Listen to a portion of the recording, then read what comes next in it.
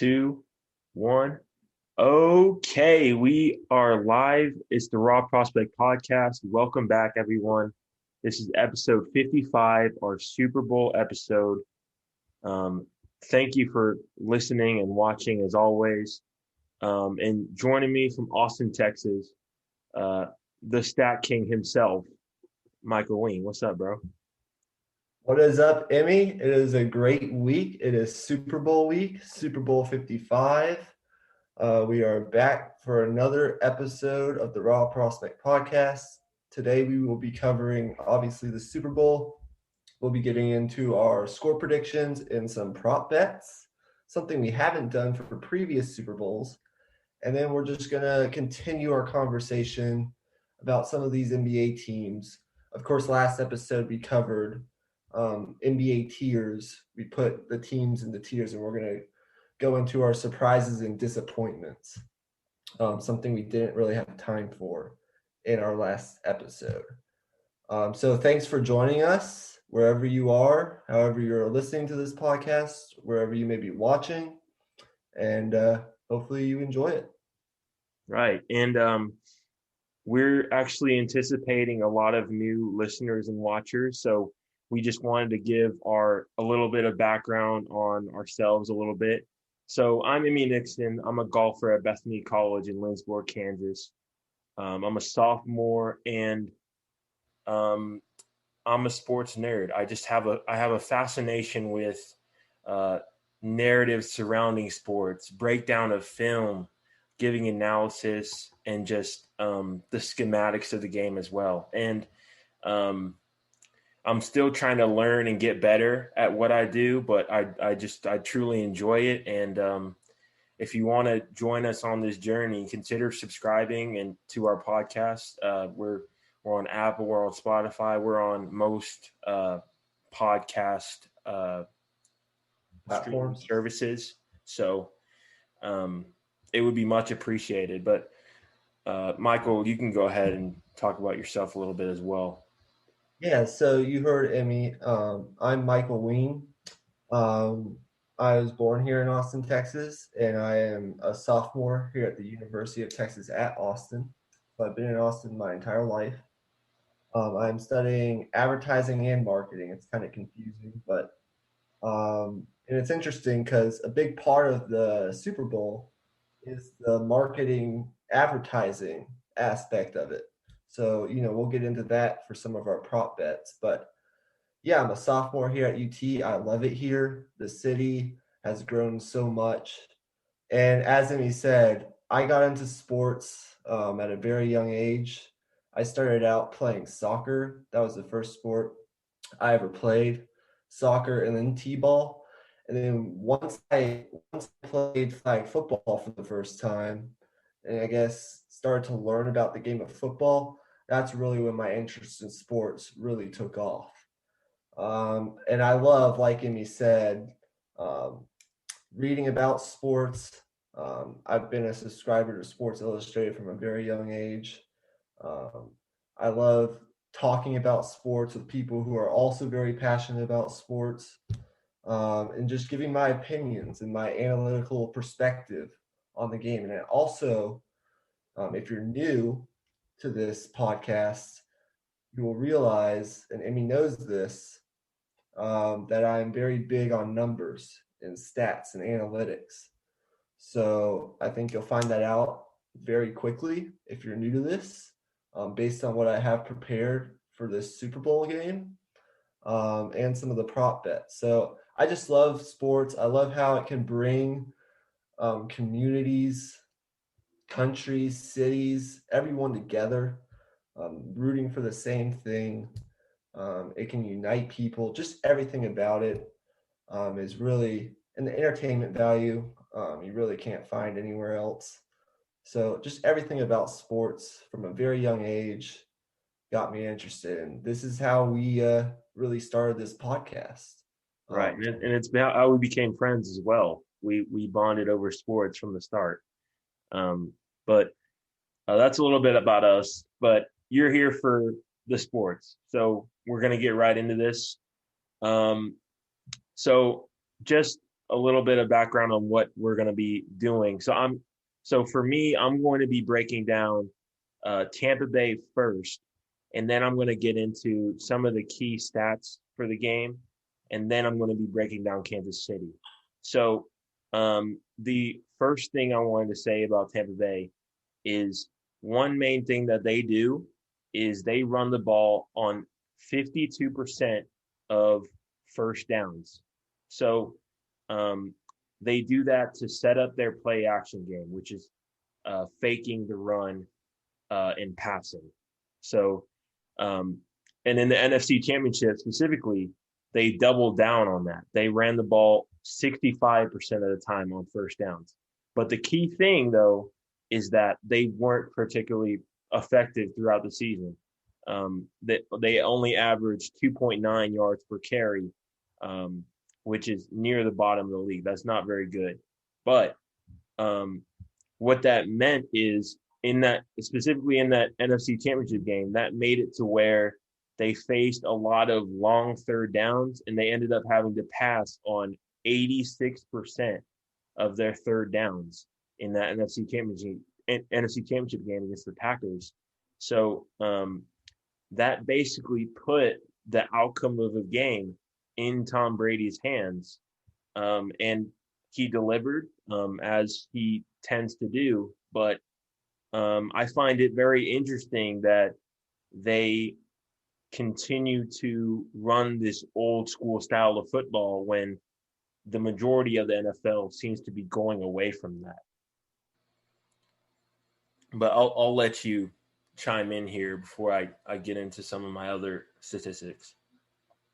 Yeah, I guess since we're coming from a Tampa Bay perspective, I'll do that as well so we can kind of stay on the same wavelength here and not kind of sidetrack.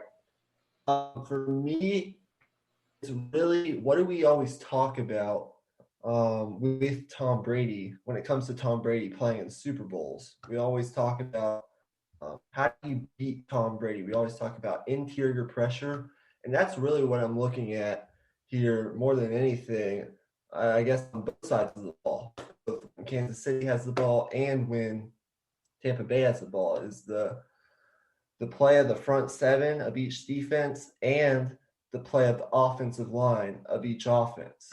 Now, when I look at Tom Brady, um, historically, the blueprint to beat Tom Brady is to generate pressure, but generate it with only your front four and generate pressure on the interior because he's not a mobile quarterback. He's not going to extend plays outside the pocket. He's never been that way.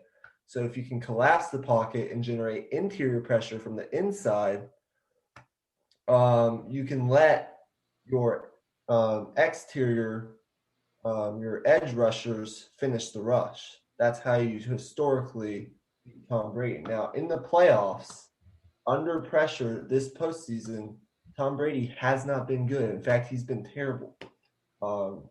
He's 6 out of 21, 29% completion, 0 touchdowns, 1 interception, sacked 5 times with a passer rating of 32. That is not good. If you're looking at players, just like he was in last year's Super Bowl, Chris Jones, who was paid as such, is going to be a critical X factor in this game. He was the second highest graded interior pass rusher. So I'm talking about defensive tackles or nose tackles. He was the second highest graded interior defensive lineman, obviously behind the great Aaron Donald, who plays for the Los Angeles Rams. So I'm looking at Kansas City's interior pass rush against a Tampa Bay offensive line that ranked that graded out, I believe, as like the 5th best in the entire league during the regular season, and it has been very good up to this point in the playoffs. So it's all really going to come down to that. And I'll get into it when we get to the Kansas City side of things more, because I think Kansas City's pretty decimated on their offensive line, and obviously know, if you've watched football this year, what Tampa Bay is capable of defensively. But for me, when you're watching this game and it's Tampa Bay offense and Kansas City defense, it's watching how Steve Spagnuolo dials up his pressures, one, and two, can they generate pressure up the middle? Because that's really all it comes down to when going up against Tom Brady. Right. And that's a huge key. Um, you mentioned that he hasn't been good against under pressure this over the course of the playoffs. But the thing that I noticed was he's only been pressured 21 times the entire playoffs. That's unbelievable. Um, that's 3 games of football against very good pass rushes. Washington, uh, they have Chase Young, obviously, Montez Sweat, those 2 first-round picks up the middle. I'm blanking on their names at the moment, but they're really solid as well. They're really good across their entire defensive line. And obviously the Saints, they were incredible all year on their defensive line. They didn't allow any pressures at all that game. And then Green Bay, who they aren't as good rushing the passer. I actually have a stat right here, specifically on third down. They were 24th in the league in terms of pressure rate, and I'm gonna tie that in later when I get to my point about third down. Um, I'll actually get into that right now. So when I said earlier about them passing 86% of the time on third down, um, if you watch that game, the NFC Championship game, you saw a lot of times the Buccaneers got into a lot of third and long situations, and Tom Brady kept on bailing him out and bailing him out and bailing him out. Um, I'm not as confident in them being able to do that against this Chiefs team. The Chiefs are second in the league in pressure rate on third down at 49%, and they're second in the league in terms of uh, against the pass on third down in general. So they're really solid in terms of getting off the field on third down. But another key is they're last in the league against the rush on third down. So my point being, if they can get the third down in manageable situations, 3rd and 3, 3rd and 2, instead of the 3rd and 8s and 3rd and 12s and all of those, then they can methodically work their way down the field and keep Patrick Mahomes off the field in the process. Are we just that like synced up? You stole my exact stats and exact point for that. Wow. Okay. Um, anyways, I was about to, that was going to be my next point. Obviously, um, not expecting that you were going to bring up the exact same thing I was going to bring up. But yes, I agree totally. Tampa Bay's offense, their ability to convert on third downs like they were able to do in the Packers game, specifically on those third and longs, when they get behind the chains and I guess aren't staying on schedule.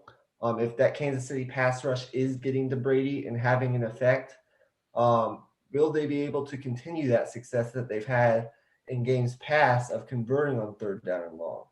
And the stats say that it's going to be difficult because on third and long situations for casual football fans, that means third and 6 to 10 yards to go. The Chiefs only allow a 26% third down conversion rate. That's third best in the NFL. So, like Emmy said, they're going to have to stay on schedule. Keep moving the ball on first and second down so you don't get yourselves in to that third and long situation where Steve Spagnuolo, the defensive coordinator for the Kansas City Chiefs, can start to dial up the pressure and just play sort of the late movement zones, zone blitzes that he likes to do, typically against a Tom Brady offense. But Emmy hit it right on the head. It's going to be Tampa Bay's ability to keep hitting on those third downs, specifically the third down and longs. Because as he said, they were able to do it successfully in the Green Bay game, but Green Bay situationally just wasn't a very good defense. And we saw it play out in multiple facets, including the touchdown they gave up at the very end of the first half. That was a blown coverage. So it just, they were very bad situationally. This Kansas City defense, although they're not great statistically, they are very good situationally. And we saw that play out against Josh Allen in the AFC Championship game. So up to this point in the postseason, Tampa Bay's converting 51% of third downs. That's second amongst the 14 postseason teams, only behind, of course, Kansas City. But they're going to have to figure out a way to hold up against that Kansas City pressure and to continue to convert these third downs if they want to be able to win this game. Because it's all about, and I know it sounds cliche, but it's all about limiting the possessions of one Patrick Mahomes. We both agree in that respect. But I will say this. I guess this is kind of my last point in looking at this game from a Tampa Bay offense versus Kansas City defense perspective. I do think, and you mentioned the run game, Tampa Bay has a much greater need and a much, I think, better chance of establishing the run in this game. Kansas City, and we'll get into this later, is a very, very, very pass-heavy offense. And that will come into play, obviously, later in our prop bets, as you'll see later. But I think Leonard Fournette, Playoff Lenny, that's his nickname now, you're gonna see a very heavy dose, very good dose of Leonard Fournette early and often. They need to establish that so they can kind of minimize the pressures of a Steve Spagnuolo defense and keep them honest. You got to keep this defense honest. So far in the postseason, he's racked up 313 scrimmage yards in 3 games. So that's about a little over 100 per game and 3 touchdowns. And actually, Leonard Fournette has led the Bucs in receptions the past 2 weeks. That's kind of surprising to some people. But what do we know about Tom Brady in the Super Bowls? He's going to take what the defense gives him. And so I think not only can Leonard Fournette have success against that Kansas City run defense, which is middle of the pack. They rank 19th this year, allowing 120 rush yards per game. That's just below average in the NFL, or just below middle of the pack, I should say. Not only will they have success there, or do I think they can, but watch for Leonard Fournette in the passing game. He's been a favorite target of Brady as of late. And in the last Super Bowl, we saw Brady in. What did he do? We saw a lot of checkdowns to James White and such. So Brady's not going to force anything. I think you can see, are going to see a heavy dose of Leonard Fournette and Ronald Jones, provided that they're healthy. And I think that's going to play a big part because Tampa Bay needs that play action game to be effective offensively. So for me, in summary, it's Tampa Bay, you got to be good on third downs. You got to stay on script. You got to stay on schedule. The offensive line is going to have to continue to be good against that interior pressure or pressure in general. keep Tom Brady, give him a clean pocket, and establish the run. I know it's going to be hard because Kansas City is an explosive offense. And if you get behind, it's kind of easy to abandon the running game. But I think you got to stay with it. You have to stay with it. So, and one more thing. Weather could play a factor in this game. And they say, I think it's a 40% chance of rain at kickoff. It's not going to be super cold. It's going to be right around 65, 70 degrees. But that 30 to 40% chance of rain at kickoff, if it is raining, and I know we've seen Patrick Mahomes play in tough conditions too, but if it is raining in his last 6 games in the rain, Tom Brady, he's 6-0. He's averaging about 270 passing yards per game, rounded up, and he has 15 touchdowns to 0 interceptions. So just watch out for the weather as a factor, especially on this side of the ball, because it definitely won't, or historically, it says that that's not going to bother either quarterbacks. And it definitely is not going to bother the GOAT, Tom Brady. Right. And on top of that as well, on top of Tom Brady being historically good in the rain, it also just doesn't play into Kansas City style of play. If it's rainy and it's wet, it's just going to take away a little bit of Kansas City's speed a little bit in terms of their ability to cut and be sharp on their routes. And I think that might play a big factor as well. But I wanted to get a little bit. I have a little bit more to say on the Tampa Bay side. So one thing that I wanted to mention earlier is that I watched the Week 12 matchup between these two teams, and I had a bunch of takeaways from that game. One is Gronk played a fantastic game that day. They got to get Gronk involved. That's going to be a big key. The Chiefs struggle a lot when against tight ends in line, meaning that they're even with the offensive linemen and they're not in the slot, like disconnected from the line, basically. And so that will be a big key. Gronkowski and Cameron Brate, they need to get them involved. Another thing is in the second half of that game,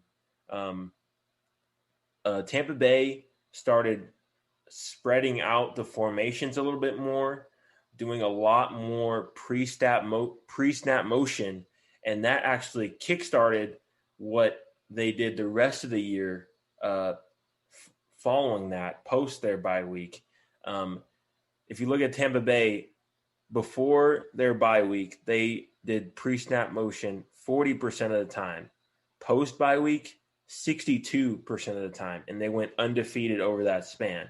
And the key thing about doing pre-snap motion against the Chiefs is Steve Spagnuolo is known for doing very unique and crazy coverages and combinations. So what motion allows you to do is it makes the defense declare man or zone by seeing whether the corners follow that receiver in motion or whether they stay in their area, basically. So that will be a big key as well. Another underrated factor is this. Nobody's talking about this. Tom Brady basically has been left alone in his house for 12 days leading up to the Super Bowl. This is basically, and it's a home Super Bowl, so he has so much time on his hands. No media week, basically, since COVID, and he's got all this time. Well, what does that mean, though? He's basically going to watch every single snap Kansas City took defensively and probably offensively, too, knowing him. He's probably going to be very detailed, and I think it'll be really interesting to see what game plan, what adjustments he wants to put in based on the film that he watches. I think if you give a guy like Tom Brady, who's a master of the game, this much time to dive into film, he's going to find holes. Which leads into my next point. Another thing that happened in that Week 12 game between these teams is Kansas City played a lot of bracket coverage with whoever was in the slot, meaning that they would double cover whoever was in the slot, whether that be Chris Godwin. It was Chris Godwin most of the time, or whether that be Antonio Brown. But by doing that, it left one-on-ones outside with help over the top, of course, but it's still one-on-ones. Tampa Bay wasn't able to hit on a lot of those that game, but that was when they were still trying to figure out their chemistry. That was in their they're a different offense now than they were then. And I think they would hit a lot more of those opportunities this game if that opportunity presents itself. So I think Kansas City needs to see that and make the proper adjustment. Because if you let Tom Brady get into a rhythm with these receivers, hitting big shots down the field, they're going to put a lot of points. Yeah, I think that's one aspect of sports that I love so much. These storylines that come up every once in a while. And when I heard that Tom Brady storyline, he asked his family, the rest of his family, to leave the house. And he has like a 22,000 square foot mansion. And so, there's a lot of space in there where he could kind of isolate himself, have the family on the totally opposite side of the house and just have him in one side of the house, watching film. And he still has plenty of space. But the fact that he asked his family to leave the house for 12 days so he could have it all to himself just goes to show you why he's the GOAT and why he's continuing to perform at the level he's performing at. So that may or may not have played a factor into my prediction, but you will find that out shortly. So with that, you want to get into the other side of the ball. Right, Kansas City. I guess I'll start off here. So in the AFC Championship game, the Chiefs went away from their home run hitting offense, deep pass offense, and they went a little bit more towards what they did in the Alex Smith area, a lot more dink and dunk. 76% of the throws in that game were 10 yards or less. And also, if you look at the route tree or the pass chart, that's a better term for it, the pass chart of Mahomes that day, they game planned to where he wouldn't have to make too many passes to the left side of the field so that he wouldn't have to plant on that turf toe in his left foot. So assuming that's a little bit more healed, I think Kansas City could get back to the home running hitting offense. But what's funny is I think Mahomes played a fantastic game doing that dink and dunk offense. And I think they could actually, if they continued to do that, I think they could be extremely effective. They ran a lot of run pass options, which is basically you basically put the ball into the running back's belly and you hold it there, reading the linebackers to see if your routes would be open. And if it's open, you pull it out and you throw. Or if it's not open, you continue, you let go and you have the running back run it. And those kind of plays are so tough to stop, especially with Kansas City being such a fast team. If the receivers have any type of space, they're gone. And you saw it time and time again. yards after catch. That was a huge part of their offense in that game against the Bills, and they were basically flawless the entire game. Exactly. I want to get into what I said I was going to get into earlier, and that's this Kansas City offensive line versus this Tampa Bay front four in particular. If you look at the Kansas City Chiefs offensive line, it's decimated with injuries. If you watch the AFC Championship, you know that left tackle Eric Fisher went down with a torn Achilles. That's very unfortunate. We're wishing him the best. Hopefully, he comes back even stronger next season. But if you look at their projected starters on the offensive line for this game, left tackle Mike Rimmers. He hasn't played left tackle since 2016, and he started this season as a backup. So he hasn't played a lot. He hasn't played a lot of this position, obviously. And if you remember him, the last Super Bowl he played in, he was with the Carolina Panthers. And, Von Miller kind of, gave him the business. So just saying, now he has to go against Jason Pierre-Paul on that left side of that Kansas City offensive line. So it's not getting any easier, per se. Left guard, Nick Allegretti, I believe is how you say his name. He began this season as a backup, and he's a 7th-round pick with limited experience. This is only his second year in the league. Their center, Austin Ryder, he's the only remaining starter from week 1 on this offensive line. So I guess that's good for the Chiefs. You have right guard, Steven Wisniewski, who I am very familiar with as a Pittsburgh Steelers fan. He was with the Steelers, but they cut him in November. And if that's telling you anything with some of the struggles they had, Pittsburgh, per se, in the running game, then I don't know how confident you should be in his abilities. And then right tackle, Andrew Wiley, playing as an undrafted free agent.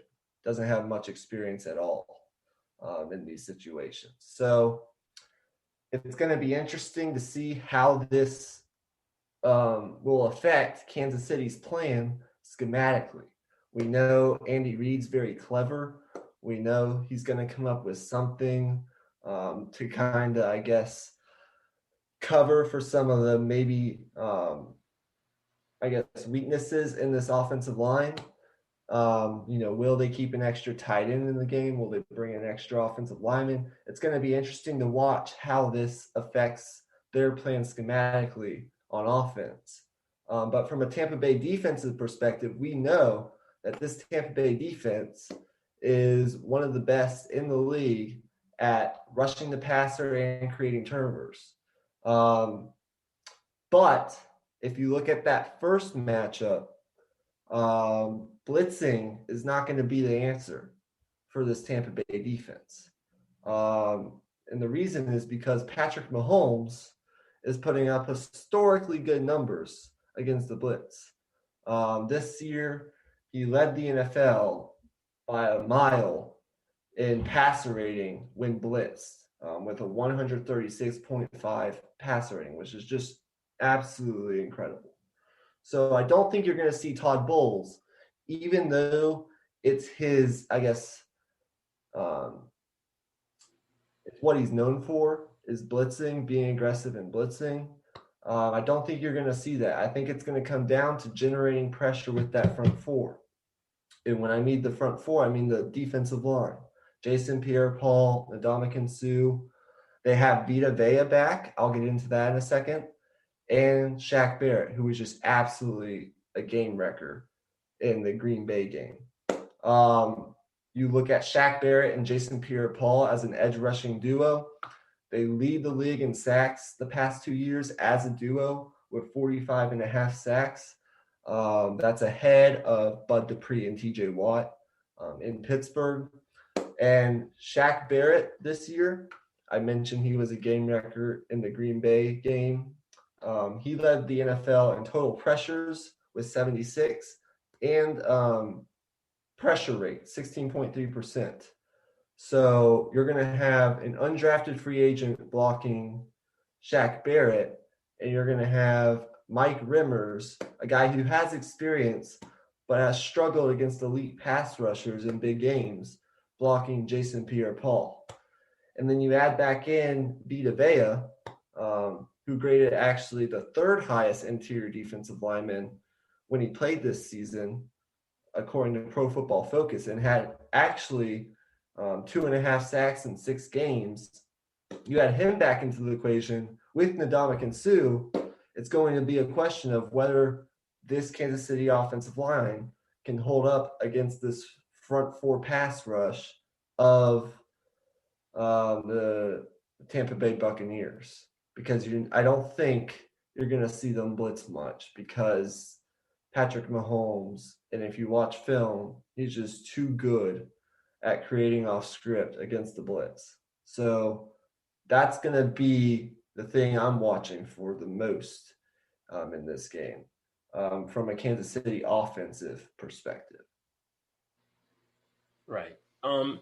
And I mentioned earlier, maybe I'm speculating here, but maybe that dink and dunk play that they had against the Bills throughout the game, maybe that was more of knowing that they were limited on the offensive line, and also knowing that Mahomes was hurting a little bit with his toe. And I think some of that might transition into this game. If you look at that Bills game, Mahomes was only pressured 11 times that entire game. He had almost 40 dropbacks. So the pass rush didn't really get there, and he was getting the ball out extremely quickly. So if he can continue to do that, it's yet to be seen. We'll see. But I think if they can get the ball out quickly, I think it won't be as big of a factor as we may think. And that's the hope if you're a Kansas City fan. Right. One stat I wanted to mention here is this is a little bit unrelated, but in games, Patrick Mahomes has had at least 4 days of rest, meaning basically any non-Thursday night football game. When leading at halftime, he's 31-0. So he has never lost, ever. And that's not a small sample size. That's basically 2 full seasons of football, and he's never lost. That's unbelievable to me. Yeah, for Tampa Bay, you're going to have to, if you're not leading at halftime, you have to be within, I'd say, a touchdown to have a legit chance. And I know we all know the history of Tom Brady and, coming back from large deficits in the Super Bowl. But this is different. This is Kansas City. This is an explosive offense, and they're not going to take their foot off the gas. Um, but we can't talk about the Kansas City offense without mentioning Tyreek Hill and Travis Kelce, Right. and how Tampa Bay is going to have to strategize their game plan to at least limit or make it difficult for one of them. It's going to be really tough to stop both. But in that first matchup, now granted, as we've seen in these playoffs especially, the regular season matchup hasn't really mattered all that much when talking about the playoff matchups. But in that regular season game, the Week 12 game or whatever it was, Tyreek Hill went off in the first quarter, 200 plus receiving yards, 2 touchdowns, whatever it was. So it's going to be really interesting to see how they bracket their coverages, because you have Hill, who's been elite, 104 receptions, 1,558 yards, 15 touchdowns, and then you have Kelce, 126 receptions, over 1,600 yards and 14 touchdowns. And some people are saying he's having one of the greatest, if not the greatest season by a tight end in NFL history. Right. You can definitely make an argument there. So it's pure poison. Who are you going to bracket? Who are you going to double team? Because if you play man and you, let's say, bracket Tyreek Hill, meaning you play man coverage with the cornerback and you shift a safety or whatever to that side and play double coverage, you're leaving yourself vulnerable to the middle of the field and, the things that Travis Kelce can do in the middle of the field. And if you just play zone, sit back and play zone, both of them can eat you up. Obviously, we know what Tyreek Hill is capable of from a speed perspective. And we know, Travis Kelce, Mahomes really likes to target him down in the red zone and when he's open in the middle of the field, when he needs someone to go to under pressure. Travis Kelce is usually there to bail him out. So I don't know if you have any opinions on this, on how you think Tampa Bay should approach this defensively. I'm more of like I'm approaching this from more of a statistical perspective. But do you have any read on how you think Tampa Bay should approach this defensively? Well, there's no one perfect way to do it because the thing is, these two guys complement each other so well. Tyreek Hill stretches the field, that opens up the underneath stuff. Travis Kelce is underneath, he gets double teamed, boom, you get one on one the outside. So there's no one good way to do it. You gotta experiment with different things throughout the game, and you gotta switch it up. You gotta keep them on their toes a little bit. I think that has to be the main focus. If you run it one way throughout the game, eventually Kansas City will figure you out, and you don't want to be there when that happens. Trust me. And they know they were there in Week 12 when they got torched, and they ended up making the adjustments, and it wasn't enough. If they get torched again like that, that's it. Like there's no, like, this is the Super Bowl. Like this is the big game. You can't let that happen. You gotta switch things up, and you gotta keep things fresh throughout the game. Exactly. And I think if we know one thing, I think it's going to be that they're not going to let Tyreek Hill be the guy that beats them this time around, like he did in that Week 12 matchup. I think they're going to be especially focused on taking him out of the game early, or at least trying to limit the effect that he has on this game, at least in the early parts, for that matter. But that leaves you vulnerable to not only the underneath stuff with Travis Kelce, but also if you're committing extra defenders to limiting or stopping Tyreek Hill, I mean, you have Mecole Hartman, who also is a speedster and can take the top off the defense and can make big plays, not only in the pass game, but in the running game as well, as we saw in the Bills AFC Championship. And then someone we haven't even seen these playoffs is Sammy Watkins. I don't know his health status for this game. Maybe I can check on that here in a minute. But if he's playing, that just adds another element to this game. So for Tampa Bay, as you said, you just have to experiment, see what works early. I would start by bracketing Tyreek Hill. Um, so, deja vu doesn't happen all over again, and see where that takes you. But you just got to change it up. Give them different looks. Give them as many different looks as you can, and make it to where it's death by 1,000 cuts, rather than explosive play after explosive play after explosive play. Because if you get into that track meet, you have very little to no shot at winning this game. So there you go. Right. Um, One other thing. Here's another stat nugget for y'all. Basically, so Tampa Bay is 28th in the league in yards given up on plays where the offense has pairs pre-snap motion with play action, and uh, Kansas City, they happen to run that on about a fourth of their plays. They run that all the time, and when I watched that original game, the first play of the game, play action, pre-snap motion, play action, 33 yards to Tyreek Hill. It's right there. Like, that's going to be a big key. And a funny thing is, no team playing Tampa Bay has done that throughout the entire playoffs, not even once.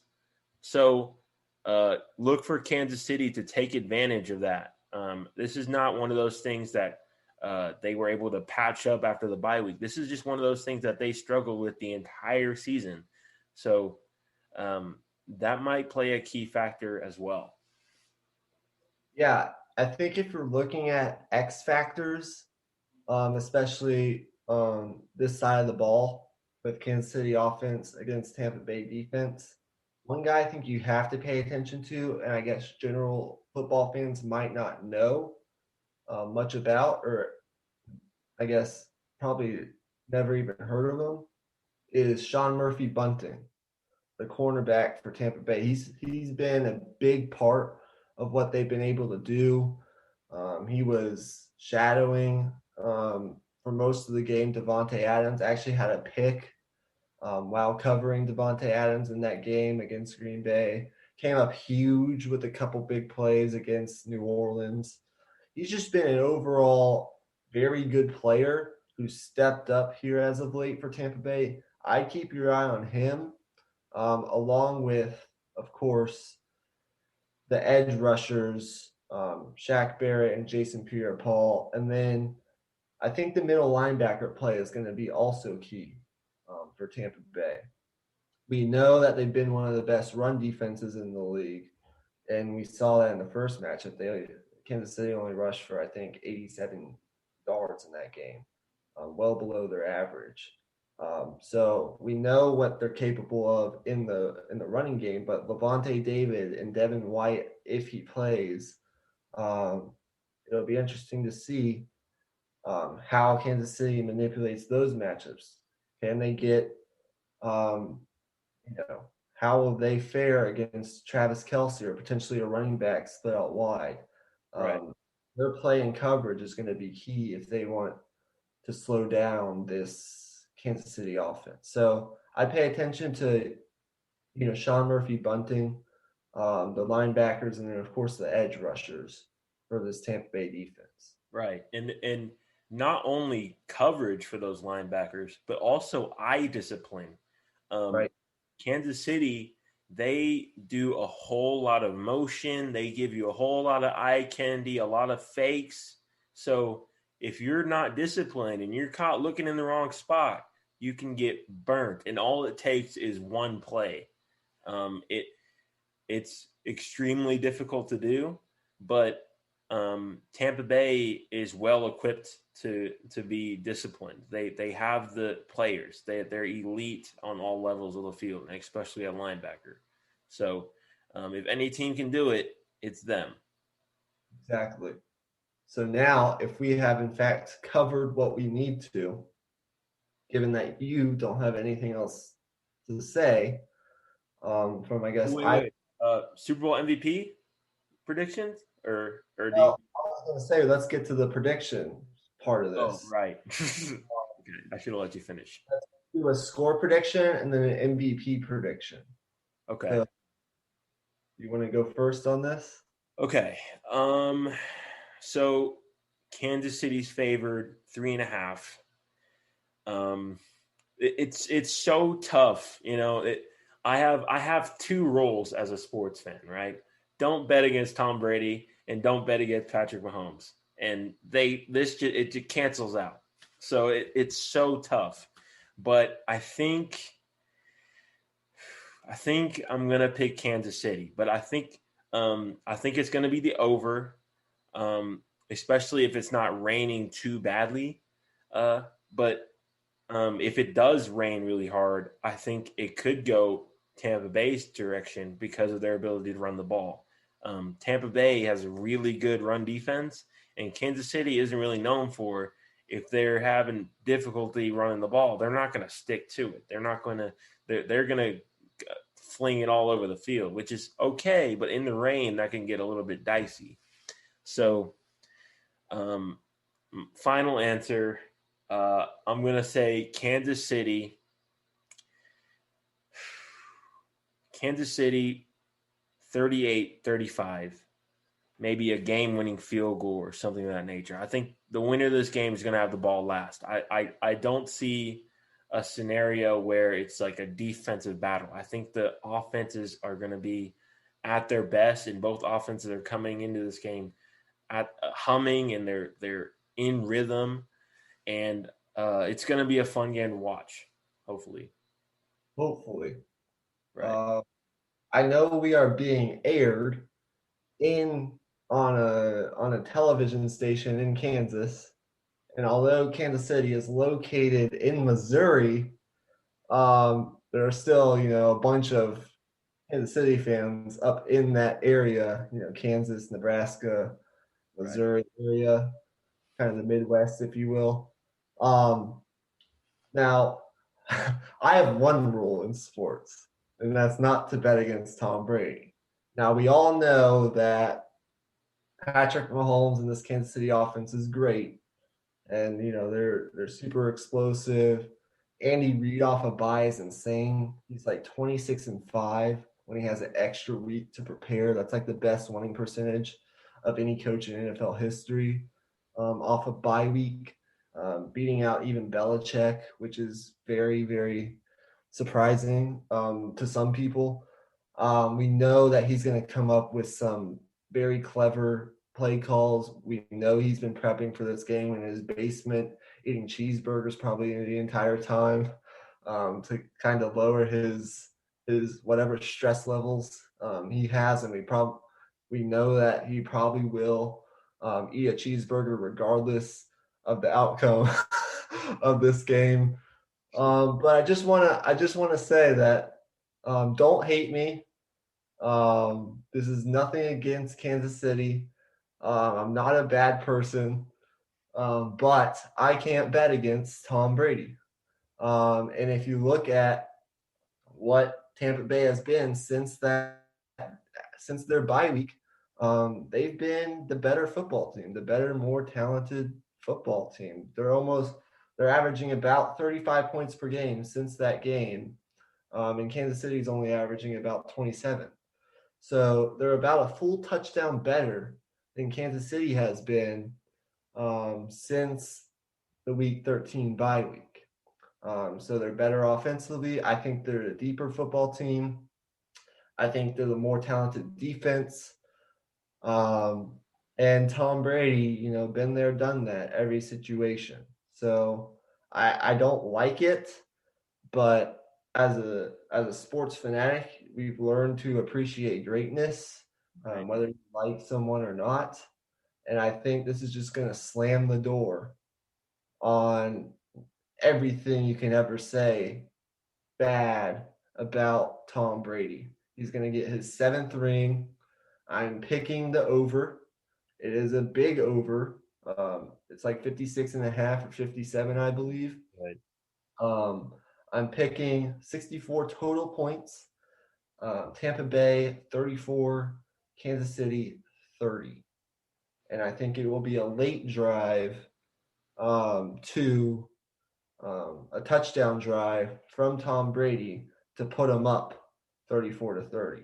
And then Patrick Mahomes and the offense will have one more chance, but they'll come up just short. I believe in this Tampa Bay defense. So that's my prediction. Don't hate me. If you're a Chiefs fan, I sort of hope I'm wrong because I really don't want Tom Brady to win another Super Bowl, but it's my number one rule is don't bet against the GOAT. I guess you can make an argument it's GOAT versus young GOAT. Some people are saying Patrick Mahomes, especially if he wins this game, there are going to be arguments to be made that not only is he already a Hall of Famer, but he's going to be on that pace to potentially pass up Tom Brady one day, provided that everything goes right and he plays long enough at a high level. So, and my MVP, I didn't think much about this one, but I think I'd have to go with Brady. I know that's chalky, but I will say a sleeper pick for MVP on the Tampa Bay side would be Leonard Fournette. Okay. I think we're going to see a heavy dose of him in the run and the pass. And I think if Tampa Bay wins, he'll play a big part in it, just like James White did in previous Super Bowls. So there you go. Okay. I I mean, I don't disagree with you. You know, if Tampa Bay wins, I wouldn't be surprised. You know, I know how good this Tampa Bay team is. I just think Kansas City will get that one more big play. Hey, and But that's I mean, either way, you can as football fans, as what we like to, I guess, think ourselves as football analysts.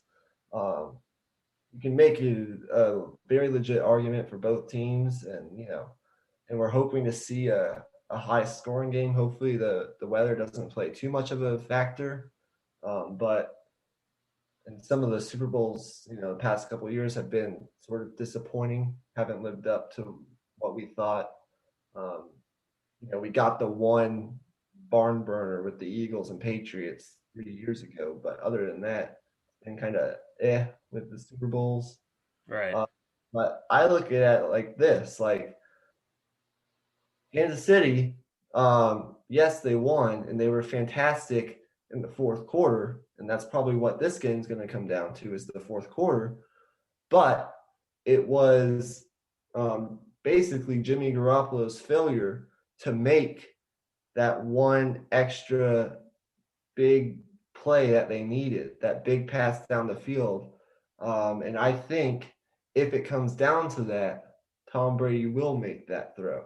So, I mean, it's two different, you can look at it from two different lenses. right. And so did you make a prediction for MVP or did I miss that? I didn't do any prep on MVP specifically, but I will pick one. I think I'm going to pick an offensive guy and a defensive guy. I think offensively, I'm going to say Tyreek Hill. I think he has a really good matchup against Tampa Bay in general. I just think his speed is going to change the outcome of the game, and I think uh, the voters will see that if he wins, obviously. And then a defensive guy, I think would have to be Chris Jones. Okay. If he wrecks the middle of that offensive line for Tampa Bay, he can change the outcome himself alone because he can wreck the rhythm that they have if he's able to get pressure up the middle. And we'll see what happens. Obviously, Tampa Bay has a great offensive line, but if he's able to make an impact, uh, his impact will be multiplied because of how important of a position he plays in terms of playing Tom Brady, as you mentioned earlier. So, All right. So I don't know how far we are into this, but we are going to transition into our prop bet segment. I compiled a list of 12 prop bets. They consist of everything from pregame to in-game to post-game bets that we can make on this game. So let's get into it. We're going to run through 12 prop bets. Some of them have to do with the halftime show. Some of them have to do with commercials. Obviously, some of them have to do with the actual game itself. Some of them have to do with the post game and the pregame. So we'll kind of start chronologically. We'll run through them pretty quickly. The first one, this will probably occur first, is the national anthem. Over under 120 seconds, 2 minutes. Make your pick. I mean, I don't know, man. Some of these are so random, but if I gotta make my pick, I guess I'll say over because in a big event like this, I'd say like you want to like extend out the notes a little bit, but I'm not gonna act like I know anything about music, so that's just my guess. I don't know, man. The fun of this. That's what this is supposed to be. Right. Uh, I'm going under 2 minutes. I'm been kind of big into looking at all these bets you can make aside from the actual game itself. These prop bets have been a very interesting thing to me the past couple of days. And I've done limited research on this. And there's actually a stat. The last three Super Bowl national anthems have all been under the 2 minute mark.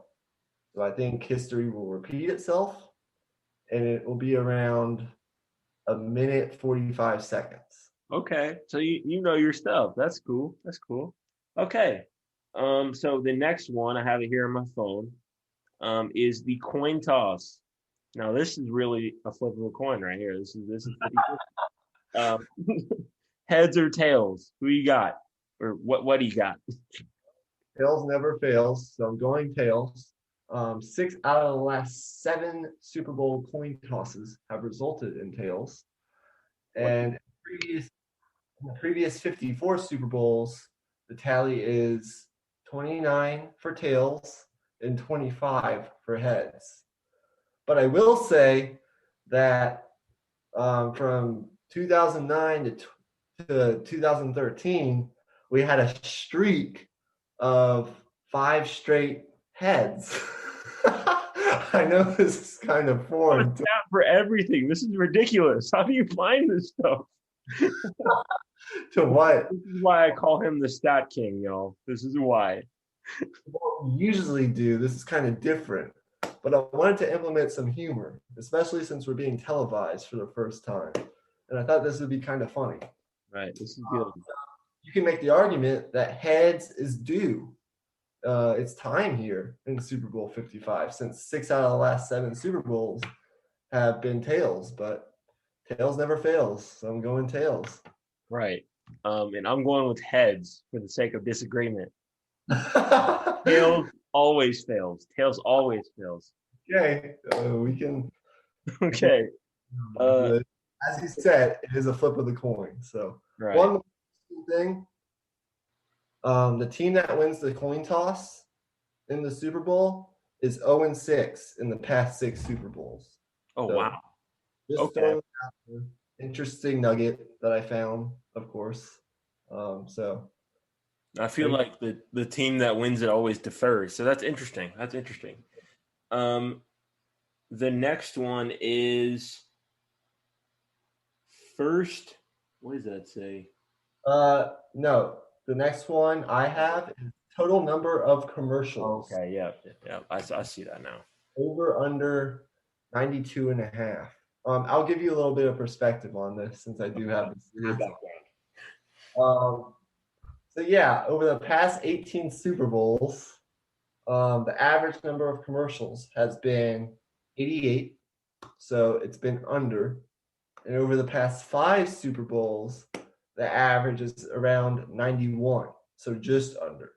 I am going to say under. I think as an advertising major, given that a lot of these big brands have pulled out of the Super Bowl, it might be kind of a down year for commercials. And I believe just last year we only saw 77 commercials. So the past couple of years have kind of been down years as far as commercials go. And I think with this COVID stuff kind of impacting these different brands, and some of these big brands like Budweiser, who's usually a big marketer in the Super Bowl. Coke and Pepsi have also pulled out of this game. So, and they're using their money for other, reasons. They're donating to charity and stuff. So good for them. I applaud them for doing that. But I think we're going to continue to see kind of this trend of kind of a down year in terms of not only the quality of commercials, but the number of commercials. So that's why I'm going under. Okay, I think I'll go under as well. That I mean, all those stats seem pretty legit. So I mean, the fact that Budweiser is pulling out, Coke and Pepsi are pulling out, like those are like brands that have multiple commercials every year. So and Budweiser's uh specifically for them, they do like long commercials where it's like a whole story behind the commercial, like so yeah, I'll say under too. So the next one, I don't have a stat for this, but the next one also is a commercial one. Okay. Anheuser-Busch, the big overarching brand for all these beer brands. They have Bud Light, um, Michelob Ultra, um, Stella, all these Budweiser. They're just the big overarching brand for all these beers. It's the first beer commercial, basically, to put it that way. Will it be Bud Light? They're the betting favorite. Bud Light Seltzer, they are the second favorite. Then you have Michelob Ultra and Stella Artois, I think is how you say No it. Artois. Artois. Right. Yeah. I have a Dutch guy on my golf team, so So there you go. I've been educated. I just went with my gut. I think it's going to be Bud Light Seltzer. I've actually seen the commercial and may or may not have insight into where it's going to be placed um, in the game because you got to buy your spot, but you also got to buy when your spot's going to be played. So Right. I think I just have a feeling that seems like it's kind of a light, Bud Light Seltzer lemonade. It's kind of a light. It just seems to me like that's kind of like an early game commercial. I don't know. Right. Um, And that's one of those things that's really being pushed through marketing right now. Like seltzer is really big. Like you're seeing all these brands getting their own seltzer. Like Corona has one. Even Michelob just made one. So I think you're probably right. But for the sake of disagreement, again, I'm gonna go with Bud Light. So I don't have any logic behind that. I'm just there's no what's the word? There's no I criteria. guess yeah. There's no So criteria. there you go. All right, next one. The number of songs played during the halftime show. Ooh. Now, I'm going to give you some more insight on this. I'm going over 8, and these are the stats that I have to back up my thinking. Okay. Um, During the past 10 Super Bowls, halftime artists have averaged about 9 songs, so over the total. And during the past 3, you look at last year with J Lo and Shakira, they did 15 songs, which is kind of out of the norm, but they had two artists, so it was kind of more. It was kind of an outlier, so to speak. The previous year, with that terrible Super Bowl between the Rams and Patriots, had Maroon 5 do 9 songs, so just over. And the year before that, with Justin Timberlake, you had 11 songs. So historically, it's gone over 8. That's why I'm picking 8. But then again, I don't know much about the weekend. Um, so I don't know, how many songs he's got. I don't know. So, there can be unexpected things happen during the halftime show. So I'm going over, but that's just my gut. I'm gonna say over also. I mean, he has quite a few hits. So and typically on these halftime shows, they'll play a cut of like the song. Like we'll play like the beginning of it, and then we'll go straight into the next song, like straight into it. So it just like transitions really quickly from song to song, and they're not playing any like full songs So I think it'll definitely be over, and I think possibly you could see like some like guest features uh, coming because there's a lot of songs the weekend has that have features in them, like with Future or like I don't know, someone like that. Yeah, exactly. All right. Another one that has to do with the halftime show. A number of times that the weekend will change his wardrobe. And I was kind of surprised by this. It's only over under zero point 0.5. So if you bet the over and he changes his clothes one time, you win the money.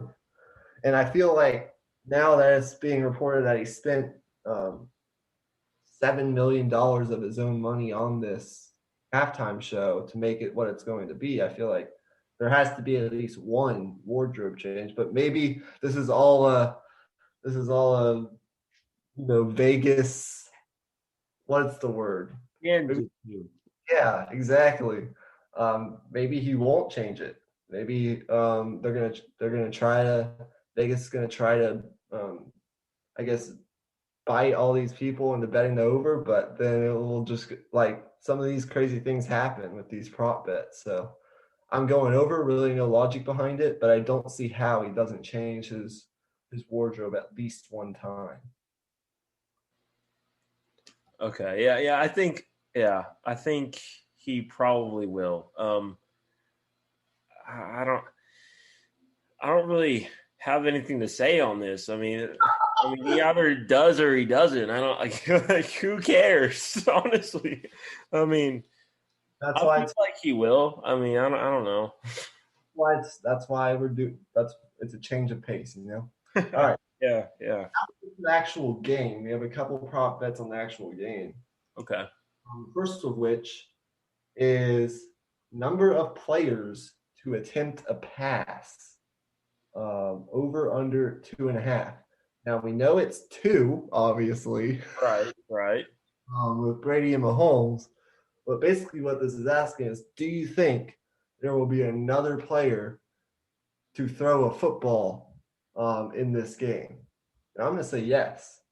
I Mm. think there's going to be at least one play drawn up, whether it's on the Kansas City side or on the Tampa Bay side, to throw a pass in this game. We've seen it in past Super Bowls, the Philly special, all these plays, the gadget plays that we've seen in Super Bowls past.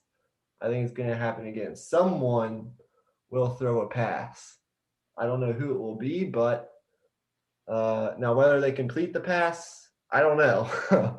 But this is just whether or not someone else other than the quarterbacks will throw a pass. And I think with these play callers and clever offensive minds and Bruce Arians and Andy Reid, they're going to come up with something. So I'm going to say three players will attempt to pass. What about you? Um, I'm gonna say under. Like I get your logic there. Like it's the Super Bowl. Like all bets are off. There's no like you can empty the playbook. Like you can go all in this game and like go with all your pull out all the stops to get what you need to done. But I think the past few years we've had a bunch of trick plays, but I think it's kind of gonna even out because I don't think that's going to be like a every year thing. Um, Doug Peterson just happened to be like really, what's the word? Gutsy? Ballsy, I guess, gutsy, right? And that happened to take place a couple years in a row, but I don't think that's going to be a common occurrence. Yeah, I mean, hey, it's a prop bet. It's Right. just Yeah. like I don't know. and it's interesting. I didn't gather stats for the actual game prop bets, but I gathered many stats for the prop bets that have nothing to do with the game, like the the national anthem and the halftime show and the commercials. So I don't know. I just But tried to I find. like what you did better because I looked at a lot of prop bets earlier and it was like first player to score or like I don't know like uh, will anybody throw an interception or like stuff like that. So it's a lot more dull, I guess. It's funny you mentioned first player to score because that's our next one. Oh, really? Actually, Okay. Great. it's not our next one. Our next one is longest touchdown of the game. We have two explosive offenses capable of big plays. Will it be over or under 44 and a half yards? Hmm. I'm gonna say over. Uh, like I said earlier, I think if Kansas City does that bracket thing again in the slot, there's going to be one-on-one on the outside with Mike Evans. And Tom Brady and Mike Evans, they've come a long way since that Week 12 game. They're on the same wavelength. They've got their timing down. And I think they're going to hit at least one or two of those. And um, it's hard to say whether it'll be for a touchdown, but I'm going to say it will. I'm going to say it will. I agree. There's too much firepower on either side of the ball to not have one big play go for a touchdown. And I think that's what we're going to see, hopefully. There's a lot of fireworks. So I agree. I think it's going to go um, over 44 and a half yards. Now we get to first player or to score a touchdown. So who do you have in this one? Um, you really can't go. It's really hard to pick this one. Like it could literally be anybody. But um, I'm gonna go with my gut and say um, I'm gonna say Clyde Edwards-Helaire. Okay. Just to say like screw it. Like I don't like it's gonna be somebody random because like they're gonna like it's not Yeah. gonna be somebody expected. I feel like for a first touchdown of the game. Like they're gonna be like extra focused on covering the star players, and then maybe like the running back will get open. We'll see. I don't know. That's kind of my feeling on it. Uh, I think the Chiefs will score first. Um, so I'm going to go with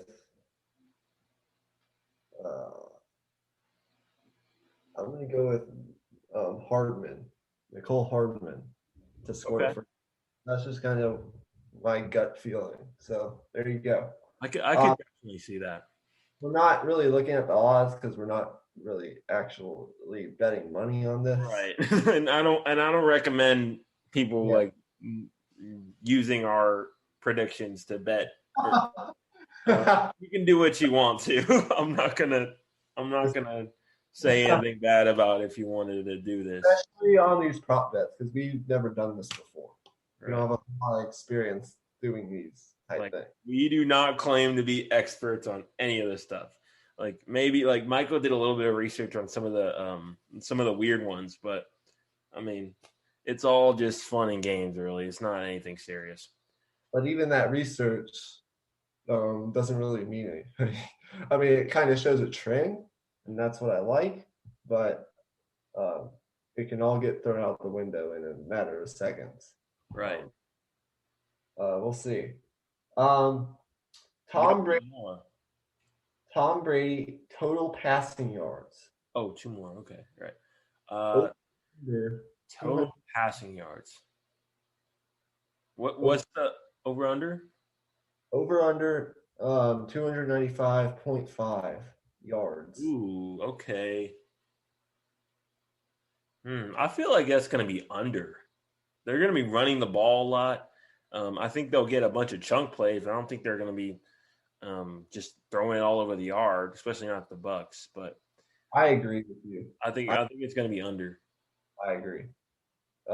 In his past couple Super Bowls, um, well, one, he's really struggled in first halves. Um, for the past three Super Bowls, I think he has like three or four picks in the first halves of those games. So Tom Brady led teams have really struggled coming out of the gates in the Super Bowls, and that's led to some of these all-time great comebacks that we've seen in the past decade or so. But also, you mentioned it, the rain could be a factor, the weather could be a factor, and I said earlier that I think Leonard Fournette's going to have a big part in this. They're going to be running the football a lot. They have a need to establish the run. So, and also, I don't think that getting into a passing track meet with Kansas City is the game they want to play. They want to muck it up some.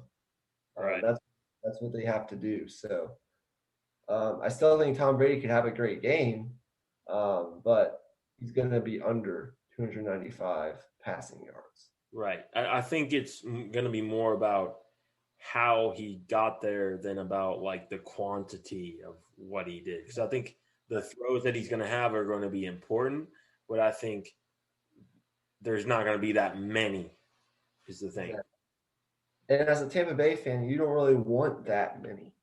Right. So there you go. All right, two more. One more football related, and the other is a post game question. Patrick Mahomes pass attempts, over or under 40.5? I'm going over here.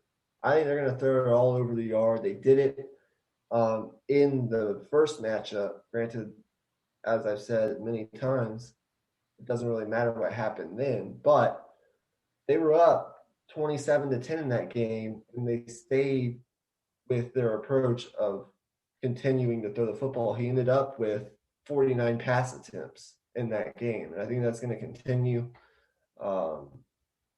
I think he'll go over 40.5.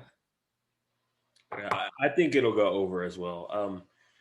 They're not going to be running the football that much. Like, I'd be surprised if any of their running backs gets like more than like 12 carries, because against this Tampa Bay defense, like, you don't want to be running the ball that much. Like, that is just not the most efficient way to get yards. You want to be doing your RPOs, you want to be doing your short passes, and using that as a makeshift run game will be a lot more effective. Right.